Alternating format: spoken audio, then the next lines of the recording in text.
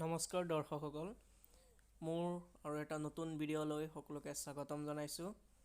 পৌৰসভা নিৰ্বাচন সমাগত, ইয়াৰ বাবে নিৰ্বাচনী প্ৰচাৰ তুংগত উঠিছে।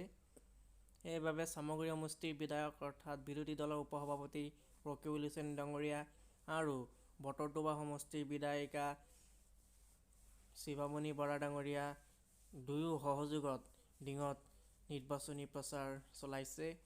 নিজৰ পচন্দৰ প্ৰাৰ্থীক লৈ নিৰ্বাচনী প্ৰচাৰ চলাইছে।